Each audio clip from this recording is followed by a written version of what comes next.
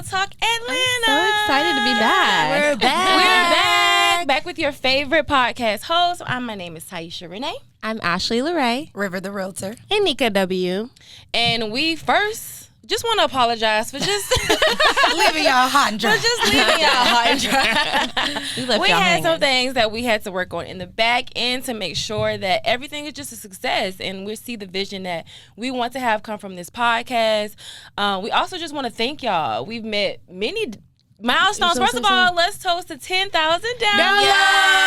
Let's toast to that. Oh my God. I'm proud of you. I love us. Proud of you. I'm proud of us.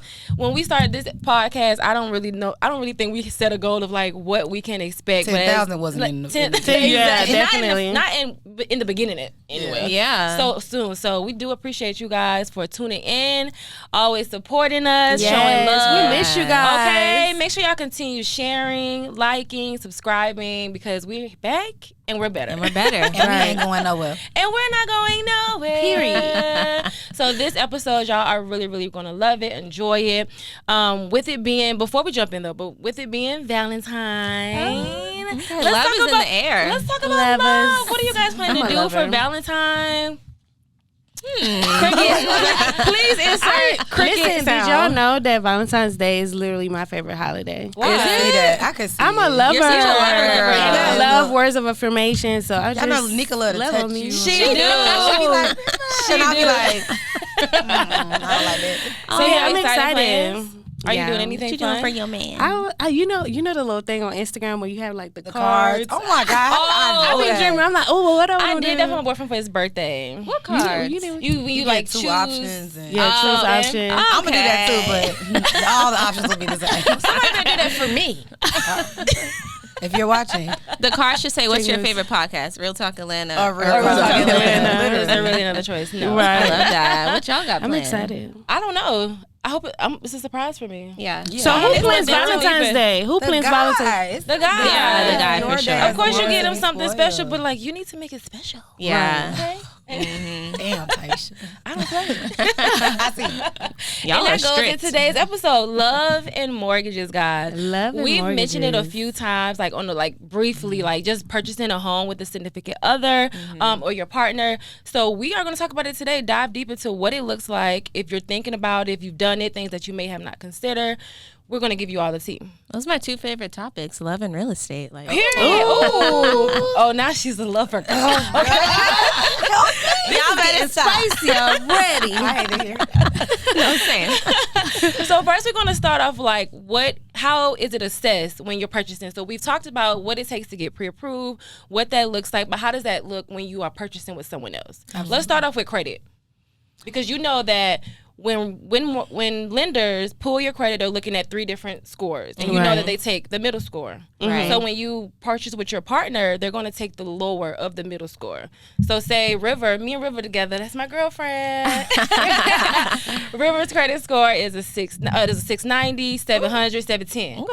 I'm My purchasing with credit her. score is a 640, 650. 660. They're gonna take the 650, the lower of the middle score. Whoever's lowest. Yeah. Yeah. So if your man has, or girl, my bad, if your partner has a lower credit score than you, it would probably be better to just have you on the file because they're going to look at that person. Right. Make sure you kind of assess that, and if you need work and it needs to, increase, make sure that you guys are working on that together. I think the thing you have to keep in mind too, like kind of like Ashley said, if one of you all are deficient in the credit area and you know like, okay, this person's credit is not going to qualify us, and it puts you in a position where you have to be on that loan alone, I think that's a clear indication of sometimes having to wait, right? Some people can't bear an entire mortgage on their own. You might need the income from your spouse. Exactly. But if your spouse or your partner has a 500 credit score, I don't care if they make $10 million, like y'all need to wait.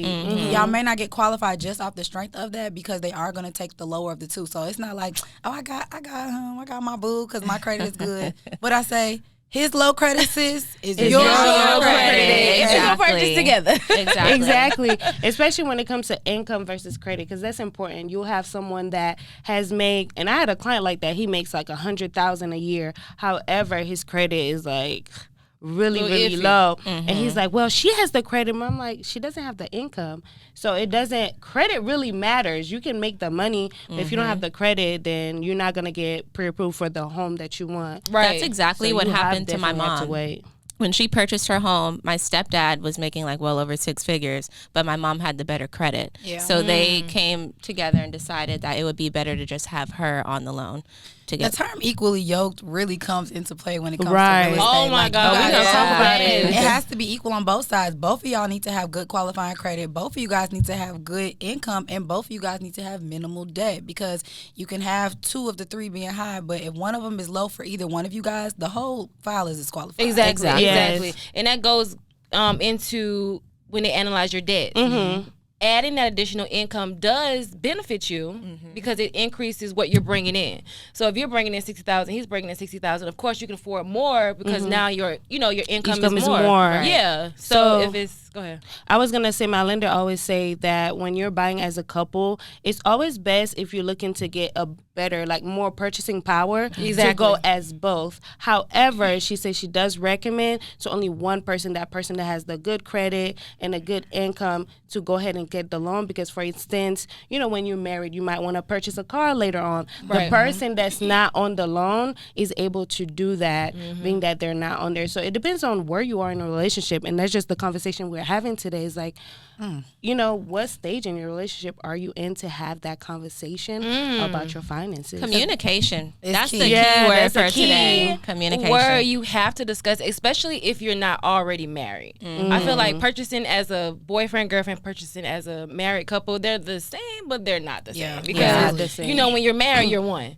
But when you're boyfriend and girlfriend, you kind of don't know where it's going to go. Like, no one knows. It's a lot more risk. You want it to work out. You want it to be and we're forever. not criticizing y'all relationship. Exactly. Yeah, we're not. No judgment. We're not here to judge. Judgment free zone. Okay, you want it to work. I mean, I'm in that predicament. I purchased a home with my boyfriend. But of course, you sit down and you have those serious conversations. Absolutely. And don't just purchase a home with anybody now. Right. Oh, yeah. You know your man. If for a second, I y'all feel like still toxic. if it doesn't work out and you giving me greed, you gonna try to take everything from me, we're not purchasing a house together. Right. And I think the other thing you have to realize is that buying a house is going to be your biggest asset. For most people, when you purchase a home, it's the most expensive thing that you own or have in your possession. So to purchase something that, purchase something of that caliber with somebody who could potentially walk out the door and leave you with that burden, because a lot of people, and on both sides, I know men and women, shout out to Glorilla, what she say, I ain't messed about no credit score, I might be rich tomorrow. Okay. They'll walk out that door and not care about what that credit gonna look like if they leave you with that mortgage to pay. So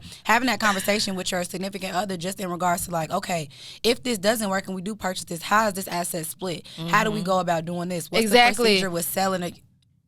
Oh, sorry. I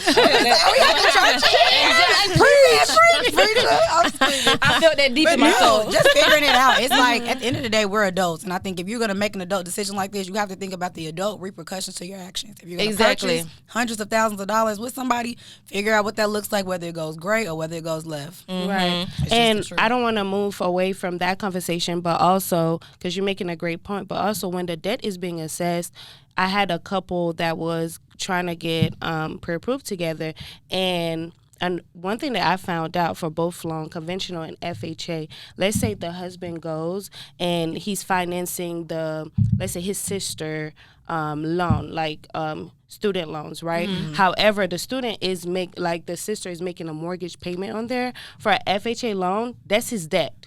It doesn't matter if the sister is paying the loan. That is his debt. However, for conventional loans, if he can prove that the sister has been making online payments, then that's not his debt. They don't count it towards your debt. That's why you need to have a written document in place. Everything needs to be in writing. Yeah. And a good point, like you mentioned, if you guys split up, you have to really talk about this, have communication, but have written agreements, what's going to happen. And even think about, like, let's say your partner may have children outside of you.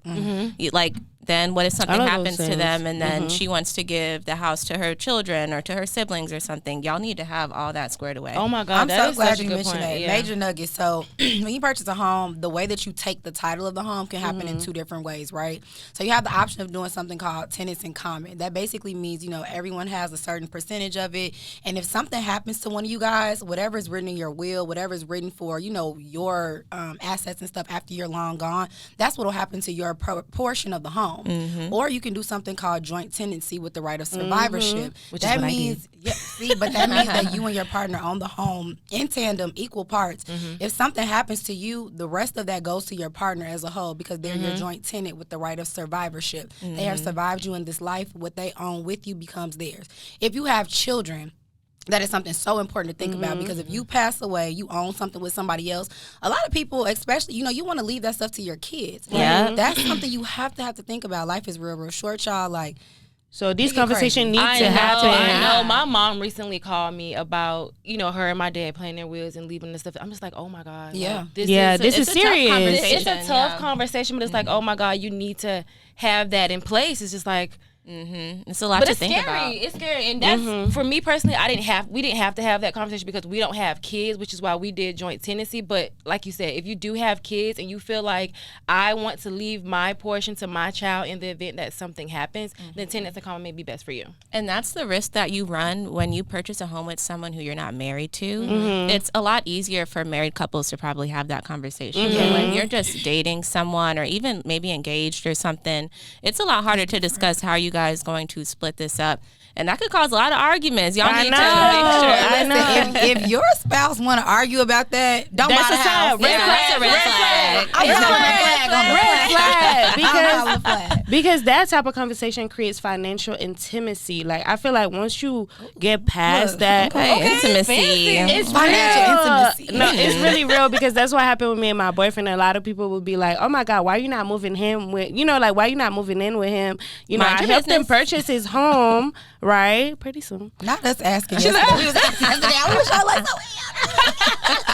Right. However, being able to go through that process with him, getting all his documents, all his stuff, it kind of creates some type of security within our relationship because it's like, we're comfortable talking about money. I know where you are financially, so it kind of gives me an ease. So when we are ready to purchase a home, together, and that's why you have to know your partner. You have to know that they're good with managing money and saving and being able to do all that stuff. That they got some money. Oh, that as well. Talk about it like that as well. If you don't know how much your partner makes, if they're like, what's your salary? It's up there. That's a red flag. Don't buy out for that person. Like they just because it's probably down there. It's probably it's probably on the floor. Literally, it's probably it's in hell. Speaking of, also, if you have someone that flaunts on your face, because that creates these agreements within the relationship where the person is like, "I'm paying the mortgage, so this my house. I can do what I want." Oh, I hate that. Oh my God! If you're dating someone like that, you need to watch them a little bit longer before you buy a house with them because they're gonna be okay. The woman can do it as Men lie, women lie. Right, true. No, I think just assessing your relationship in general is one of the most important things. Even aside from what we're talking about with the specifics, assessing where you are in your relationship is probably the first conversation you need to have before. Oh, I want 4 bedrooms. I want 5 bedrooms. Well, where are y'all in a relationship? Where are y'all mentally? Where are y'all financially? Because those are the things essentially that are going to determine whether or not that's going to be a good move in the long run. Right. Because I would hate for you to go and purchase a house and you're living together for 2 weeks. And it's not and now outside calling. And you trying to get out in the there. garage. Right. And now you bought a house, so what are you gonna do? Yeah. But in the instance, like I said, if you're planning to purchase a home with a person, you have to have those scenarios in place if it doesn't work. Absolutely. You know what I'm saying? Like, if it doesn't work, what are you gonna do? Are you gonna sell the house? Is one person gonna stay in the house? Or what are y'all gonna do with the house? Yeah. To keep the relationship. You know what I'm saying? So just keep that in mind if you are considering it. Just especially if you're not, even if you're married though, because you can get a divorce. And that too. What happens to the house? So That just always prenup, keep in mind. Yep. And make sure you purchase a home with someone you've known for a long time. Don't go buying a house with some guy you met in the club last weekend or your sneaky link. Yes. Right. I'm not gonna lie, I have heard some crazy stories about that. We in Atlanta, so y'all know anything goes. Right. But I'm glad you mentioned that, Tiesha, just about concessions, right? What you want to sacrifice or give up or something like that. So what would y'all say concessions, things that you should compromise on if you're buying a house with somebody, and then things is absolutely not. Compromise. Well, I feel like it all depends on who's on the. What she said? She said compromise. That's not in my vocabulary. Red flag. You don't need to buy. If you're watching this, do not buy your house with Ashley. Now I'm the bad guy. No, I feel like it has all to do with who's on the title and who's on the mortgage, and having that conversation and say, okay, if I'm going to be on the title and you're handling, you know, all of that responsibility goes towards you, then, you know, as far as what, paying the mortgage? Paying the mortgage, you know, like the man is paying the mortgage, but I could help you with the down payment, or after we buy this house, then it's my responsibility to furniture the house and put all the furniture. Right. It just depends on your relationship. Because the girls love to say the man got to pay for everything. So before you get in there, if it's not 50-50, if it's you're doing 70-30, 60-40, yeah. If he doing 100%, you just have to make sure that whatever that looks like, especially with a financial obligation, that you both are comfortable. Don't move in with the person, and like you said, you haven't had that transparent conversation about how much he makes, and you're thinking this man is going to take on everything 100%. He can't even afford it, and now you have a $3,500 mortgage that you also cannot afford. God, $3,500. Welcome to foreclosure. Welcome to foreclosure. No. Wait. I'm being honest. Like, imagine waiting for a man to pay, like, oh, he got me, like, daddy is going to take care of everything. Then you find out he's on the loan and on the deed, and you know have anything. And he ain't got no job. He ain't got no real money coming in. Like, you would be really, really surprised. I think culturally, within this age group, you know, having money, having independence is something that we all like favor. It's something that people are putting in the forefront of everything, and it's absolutely great.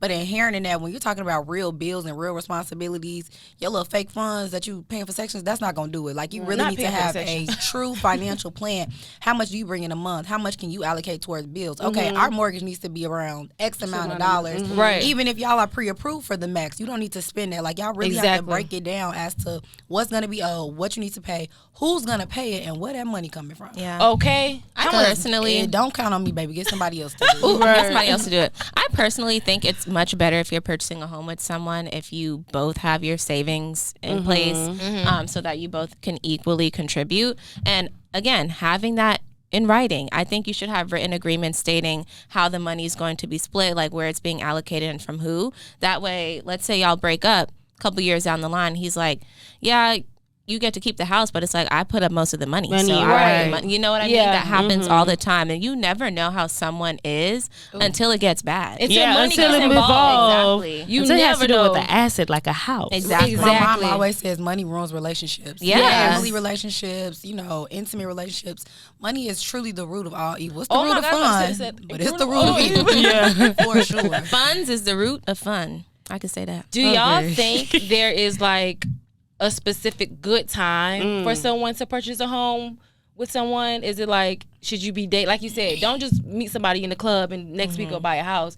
Do you think there should be like a time parameter as far as we've been together for, you know, 1 month or 2 years to say we can buy the house? Do you think it's a specific time? I really don't think that. It all depends on your relationship stage, right? What stage are you in the relationship, and are you guys open enough to have those hard conversations, right?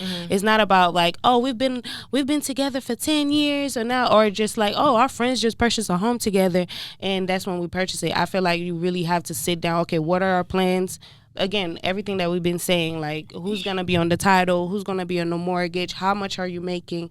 And it's a long commitment because you're saying that you're committed to pay this loan for 20, 30 years. Yeah. You want to make sure that person will contribute no matter what kind of argument or anything that happens. So yeah, all based on the relationship. I'm going to say no, right? I don't think there's ever a good time to purchase a house with somebody, right? I say this all the time. It's never a good time to take on debt. Right. It's just never going to be an opportune time to increase the amount of bills you have a month. But what I will say is that this is true. Right. It's very true. What I will say is that I think, like Tanika's point, I think it's about the relationship you build. Like if you met somebody in the club last week and then next week y'all are sitting down talking about this conversation and it all maps out, I'm going to be honest. If it makes sense, I would do it. Do you? Right. I would really do it. I think it's not really about, I think you can know somebody for 10 years and they don't have a lick of sense or a dime in their account. Yeah. I think what it comes down to is when you find somebody who mentally and financially is on the same page as you and it's understanding like, okay, this is what I want. What is it that you want? This is what I can contribute. What can you contribute? Open into having those conversations. Open to bringing what they have to the table and really committed to the process. If you know them for 1 year, 1 month, 10 years, I don't think the timeline really matters. I just think it's about being on the same page. Like I would buy a house with some of my friends right now who got their life, who want to get money together. Like I completely agree. I think purchasing any piece of real estate is obviously an investment, and there's never a perfect time to get a new investment. But I definitely think you have to know the person. You know them better than anybody, or you should. So I definitely think you have to know them, like you said, if they're financially secure, if they know how to make smart investments. I say go for it. You can meet somebody yesterday and it just may work out. And like you said, you may know somebody for 10 years and you know not to do it. As long as you guys are on the same page, because I will have couples come and we're shopping. They're like, hey, I'm gonna talk to you about this. Don't tell him. Oh, God. How many times, right? Don't tell him, but like talk to him like this. You're not on the same page, right? Mm-hmm. Or even we go to see, you like the house, he doesn't like the house. He likes the house, you don't like the house, and that creates like a difficulty on our process for you to move forward, because you guys are not. Not for me. The girlfriend texts me on the side, boyfriend texts me on the side. I put them all back in the group chat. Yeah. So as we were discussing as a whole, because when you feel like you have to go outside your spouse to make a decision. We already going down the wrong path. It's already right. It's already. And you text me on the side like, girl, put the offer in anyway. No, I'm not doing it. Immediately no. Like, because you put us in a bad position, you know? Like, it's kind of a weird position to be in. So make sure that you guys are really talking about the meats and of everything, the like meat and potatoes. It's so crazy. I feel like as realtors, we're full-time realtors, but we're also like full-time therapists, because I've had clients before where like married couples, and maybe one person could not get approved and the other person could, and I could tell that it was like causing resentment in a relationship when it came to home shopping, and it's just like crazy to see. So you have to know who you're dealing with, for sure. Exactly. And I definitely agree with everything that you ladies have said.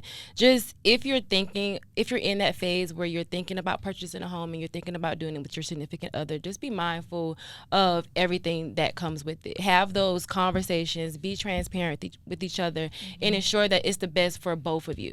And that goes into even after you move in. The communication and the transparency has to still be into place when you're actually in the house together. Like, don't let it stop because you purchased the house. Like, okay, we in here, and now it's like you doing this and I'm doing this. You still have to be transparent. You still have to communicate with your significant other when you're in the house, because if not, then that was a waste of time. Right. You've obtained the asset. Now that you've moved in, you need to maintain the asset with the person that you obtained it with. So who's paying the bills? What type of money are we putting up for incidentals and accidents? Like you said, how are we furnishing it?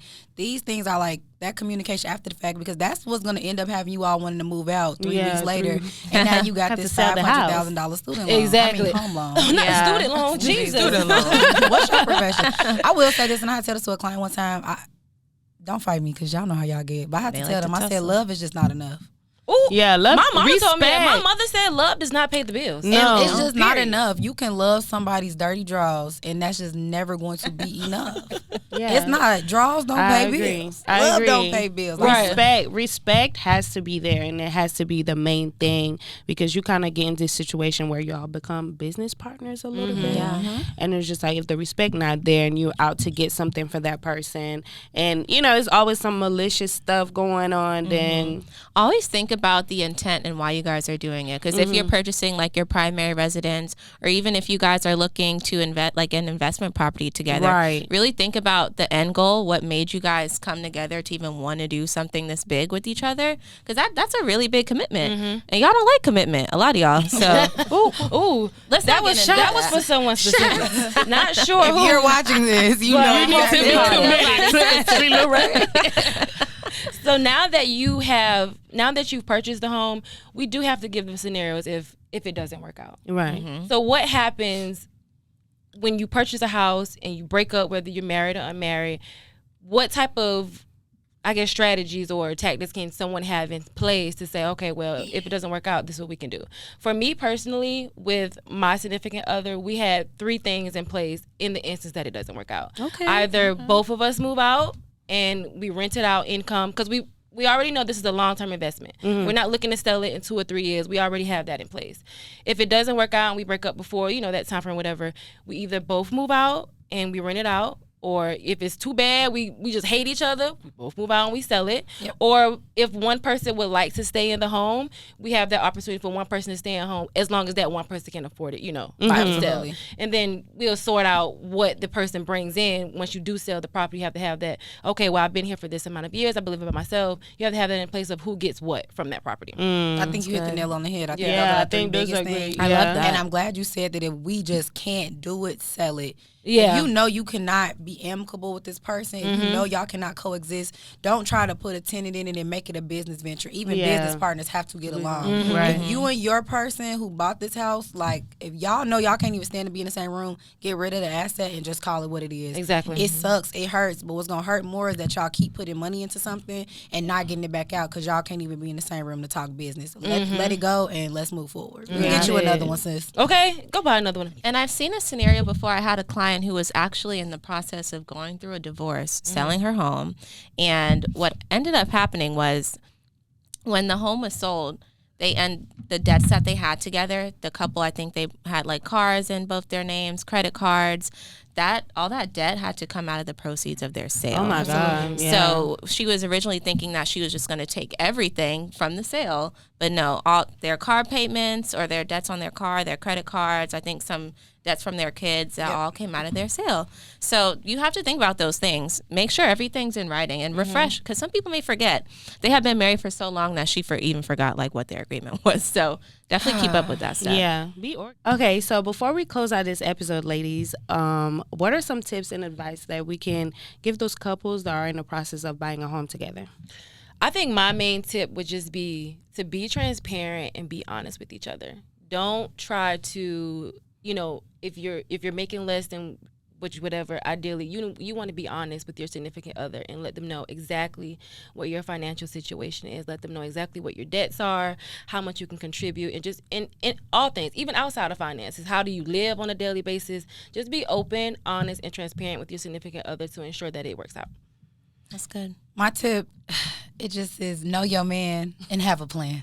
Or know your woman. And I didn't have a rhyme to go with the ladies or the men, so I had to stick with that. But it's know your man and have a plan, right? Know who it is that you're getting into bed with. Know who it is you're getting into business with, right? And have a plan as to what y'all are going to do when y'all get the asset, obtain the asset, and maintain the asset. Just make sure that it's equally yoked partners. Make sure it makes sense all the way through and through, because at the end of the day, your home is most likely going to be your largest asset. Protect it. Take care of it.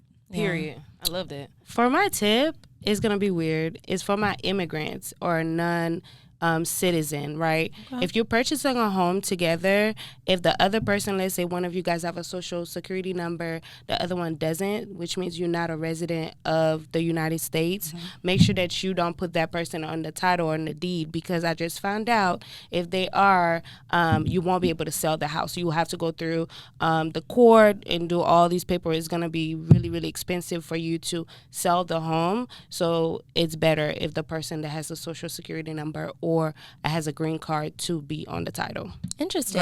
I love that. I just found that out. So that's international. I love it. We worldwide. Yes. So for my tip, my biggest piece of advice would just be to really trust your gut. You have to know who your partner is. I think it's really important once you guys know each other and you really establish why you're looking to invest in such a big asset. Like you said, kind of plan out what your end goal is going to be. Think of it almost like having a baby. Like, that's a lifelong commitment, right? This is a little different. A little 18 I mean, you can't years. sell the I feel like it's like kind of like being a married. You can't sell the baby. Well, I mean, you could locked in with the baby. You could, but it's a Your really grandmama big the baby. commitment. You wouldn't just have a baby with anybody, right? I hope so. Right. Think of it that way. It's more like getting married, I feel like, because you have a contract in place. Like, it's something big. Not a marriage is a contract. I mean, it is. I feel like purchasing a home with your partner can either be a really great experience, super beautiful, or it can be like treacherous. Yeah. I feel like financial twins. Yeah. Financial intimacy. It makes y'all choose wisely. That's all I gotta say. Okay, be smart. In the end game, be smart in whatever decision you make. Absolutely. So I think that's a great way to segue into our question of the day. Go. Put me on the track tonight because I'm flowing right now. Come on, you get on this bars. The rapper realtors. Y'all are funny. But question of the day with our realtor, Bae. Ashley I miss doing this. I'm so excited. Me too. Are you listening? I'm just calling you realtor, Bae. Yeah, I know, right? I kind of like that name now. That's like my new proclaim. You always liked it. You were just trying to. She's trying to play. Yeah, she's trying to play hard exactly again. what it was. So, if this is your first time tuning in to our show, we have this segment called Question of the Day where we take questions from you guys. You guys can submit your questions on Instagram at Real Talk Atlanta, message us on there, or via email at realtalkatlpod@gmail.com. I did not miss saying that mouthful. Oh my God. You did really well with it. Yeah. So for today's question, this didn't come from a listener, but I'm curious to know because I want to know. Who is y'all know I'm nosy. Who is y'all's celebrity crush? Oh my Since God. we're talking about is this love. because it's Valentine's? Yes, I want to know. I know. I have a list, crushing. but go ahead. Ooh, you a lover girl for real. No, you really are a lover girl. Who's your My celebrity crush? celebrity, Chris Brown. Oh my, not I know it's overrated. You like them dancing dudes.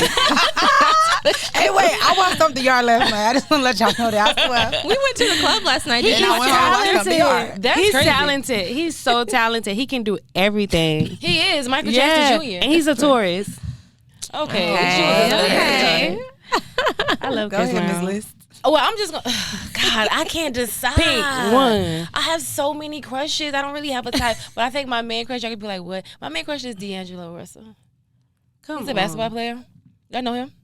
How did you? D'Angelo Russell. Is I that like your Polo main? G. I like Meek Mill. I love everybody. Oh, I have a list. Top five. My top five though are going to be D'Angelo Russell, Kyrie Irving, Meek Mill, Polo G, and dang. Was it Lil Durk? No. No, not Lil Durk. You made that up. It was. Who was my G favorite? Herbo.